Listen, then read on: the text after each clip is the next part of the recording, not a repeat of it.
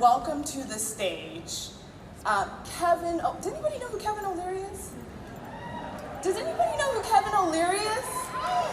Well, if you didn't know, he's an investor, venture capitalist, and star of ABC's Shark Tank, aka Mr. Wonderful himself. So we're gonna see a little bit of a backdrop of him, a sizzle reel, but he's gonna come out on stage. So let's just give a warm round of applause and get the stage ready. Come on, guys. Come in here not knowing your numbers. This is the Shark Tank. We're gonna kill you. People ask me all the time, why are you so mean on Shark Tank? I'm not mean. I'm just telling the truth through the experiences I've lived. I was born into a working class family. I struggled like everybody else did.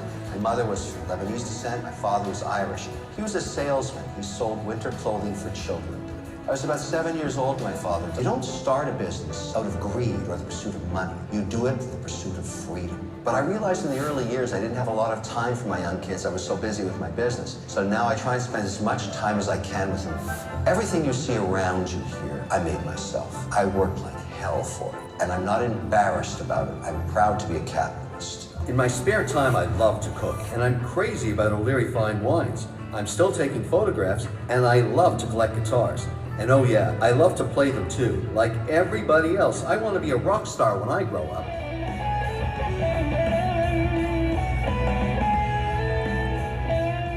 Today I spend a lot of time teaching. I tell students you don't start a business out of greed. It's not about money. Why do you want to be an entrepreneur? To set yourself free. The pursuit of entrepreneurship is about freedom and helping others achieve their goals at the same time. People always ask me, why do you keep going? Here's my answer. If you want to help someone, anyone, anywhere in the world, the best thing you can do is to create a job for them. Who does that? Entrepreneurs. I'll spend the rest of my days encouraging people to do exactly what I have done. Become an entrepreneur, start a business, and create jobs, and above all, support others who want to do the same. For me, entrepreneurship and the freedom it gives is the essence of life.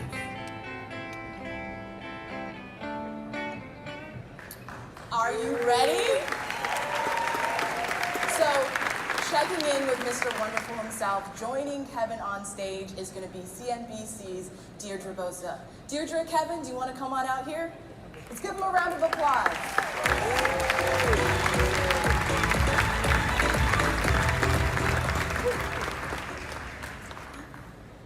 Hi everyone, it has been just an amazing 2 days, hasn't it? Yes. My earring just fell off a secret. I wear clip-ons. That's my biggest fear. It happened early, so it's okay. This conference gets bigger every year, celebrates entrepreneurship. I think it's fantastic.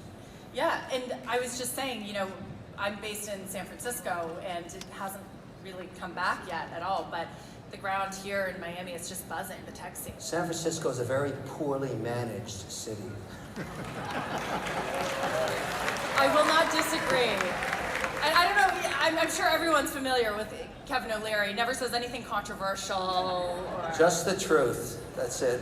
I was watching your Squawk Box appearance from yesterday. I was going to start there, where you said that, Dante's Hell? Twitter's at the bottom of it. You do not mince words. But Kevin, something else that's happened just now, because we were talking about this backstage, we thought it might be a good place to start our discussion. Netflix reported its quarterly earnings after the bell, and the stock's down about 20% in the after hours. The first contraction of subscriber growth in the company's history. And it's kind of a window into what we've seen over the last 2 years. Tech ran up so much during the pandemic. A lot of that was pull forward. And now we're seeing this valuation reset in the public markets, and that's starting to affect the private markets as well.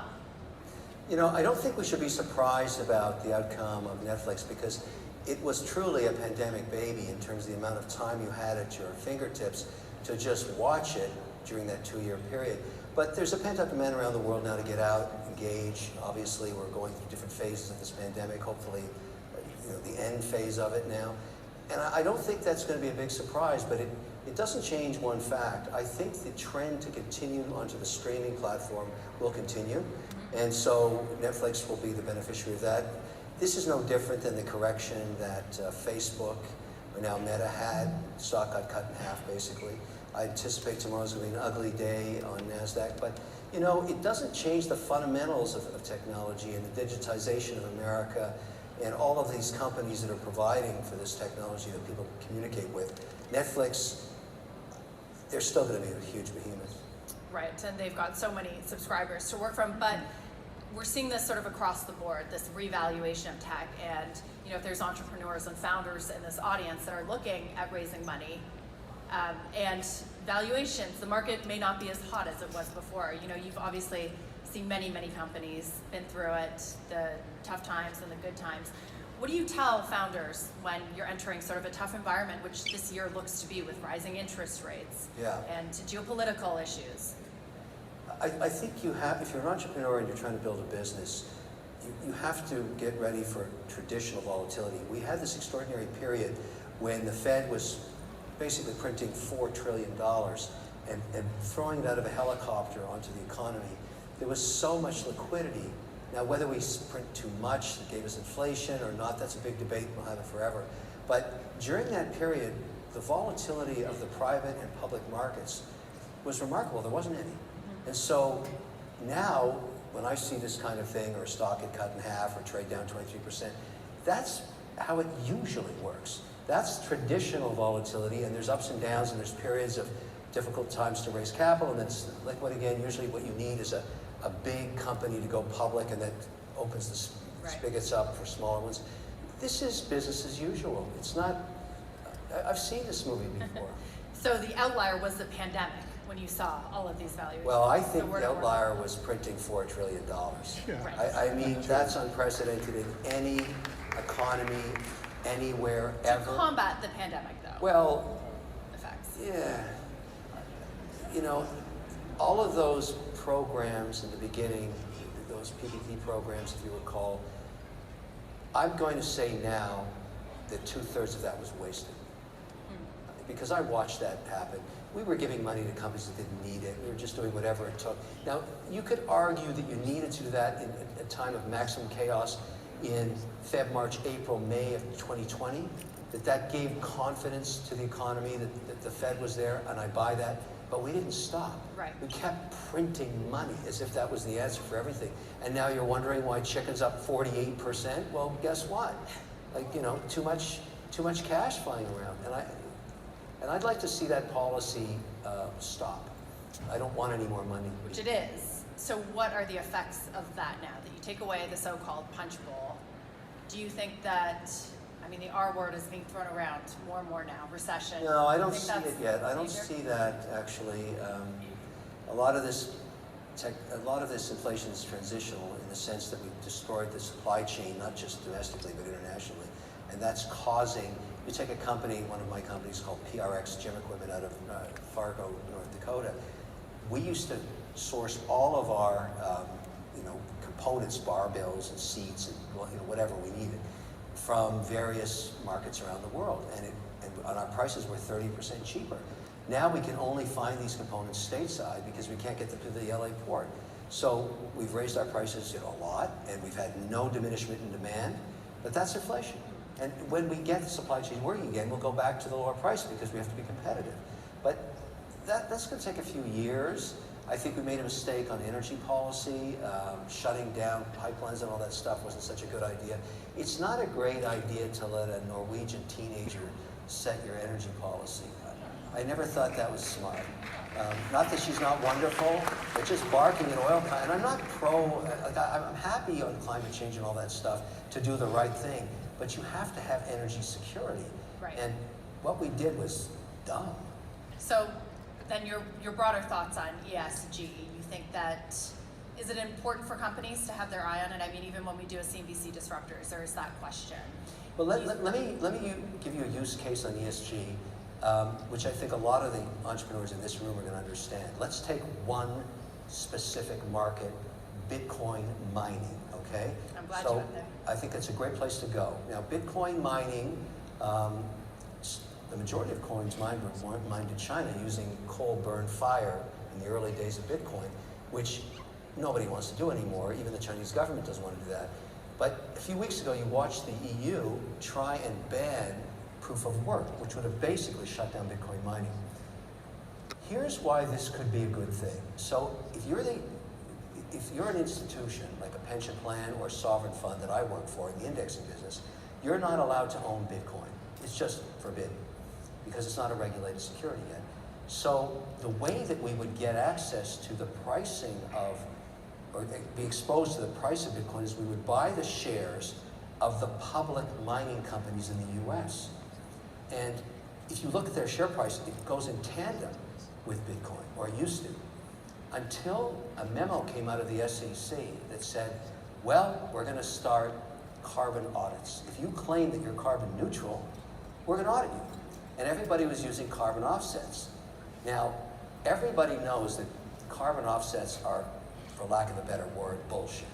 There's no way you can audit that. There's no auditor that will ever sign that. It's never going to work. And so, but we, companies like Riot and Hot 8 and Marathon and Hive, I mean, those are great entrepreneurial companies that built big franchises, but their power didn't come from sustainable sources. Right. We sold all that stock.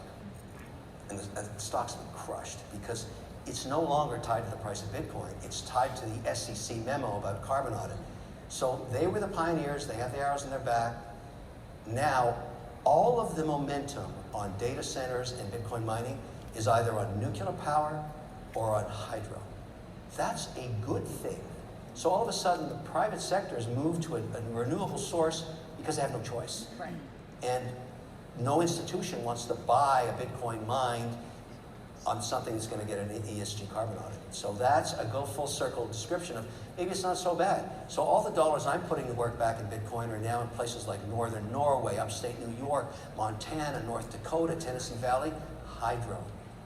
So even to go back a little bit, you were critical of the Fed and monetary policy over the last few years. Does that play into your interest and investments in cryptocurrencies as well, and Bitcoin specifically? My interest in crypto comes from a slightly different angle. Bitcoin is not a coin, it's software. Ethereum is software. Polygon is software. HBAR is software. These are software projects. Every single token and coin is a coder over a keyboard writing software. Now, some of it has no economic value, some of it does. I have elected to say, okay, I'm going to approach crypto the same way I approach an equity mandate. If you're an institution, here's a typical mandate. Let's say you're running $100 billion. That's a small sovereign fund. There's 11 sectors in the S&P.